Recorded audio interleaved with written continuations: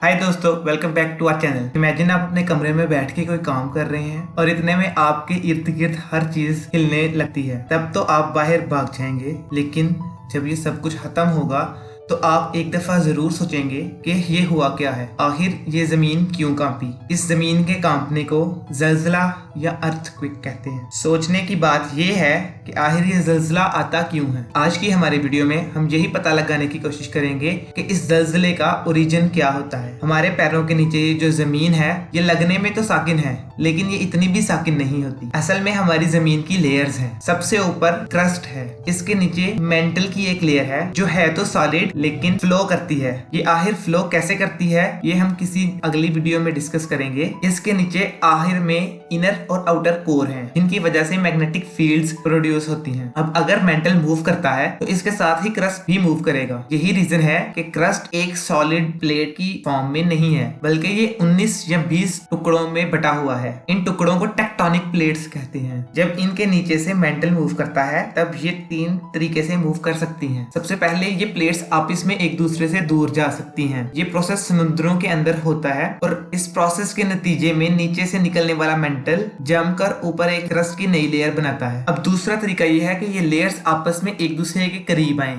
जब ये लेयर्स आपस में एक दूसरे के करीब आती हैं तो ये लेयर्स ओवरलैप करती हैं। इनके ओवरलैप के नतीजे में एक लेयर मेंटल के अंदर चली जाती है, जबकि दूसरी लेयर ऊपर की तरफ निकल आती है। वो ऊपर आई हुई लेयर असल में पहाड़ होते हैं। जी हाँ दोस्तों, पहाड़ों के वजूद में आने का यही प्रोसेस है। इसी तरह से सारे माउंटेन रेंजेस वजूद में आई। अब ये प्रोसेस जो इंसानी जिंदगी के टाइम पीरियड्स के लिहाज से तो बहुत स्लो है, लेकिन अर्थ के हिसाब से ये प्रोसेस बहुत नॉर्मल है और ये अर्थ के टाइम पीरियड में होता रहता है। इसी तरह से तमाम पहाड़ी सिलसिले बनते हैं और इसी तरह से वोल्केनोज यानी के आतिशफिशा पहाड़ वजूद में आते हैं। अब एक तीसरा तरीका भी है। ये दोनों प्लेट्स आपस में एक दूसरे के साथ स्लाइड करती हुई गुजर सकती हैं। जब ऐसा होता है या फिर जब ये आपस में एक दूसरे के करीब आती हैं, तब कुछ जगहों पर ये प्लेट्स आपस में जुड़ जाती हैं और स्लाइड नहीं कर पाती। जब कभी ऐसा हो तो मेंटल के फ्लो करने से इन पर बहुत सी फोर्स लगती है। जब ये फोर्स एक हद से बढ़ जाती है तब ये लेयर्स एक धमाके के साथ एक दूसरे पर स्लाइड करती हैं। इस धमाके के नतीजे में निकलने वाली एनर्जी बहुत ज्यादा होती है। ये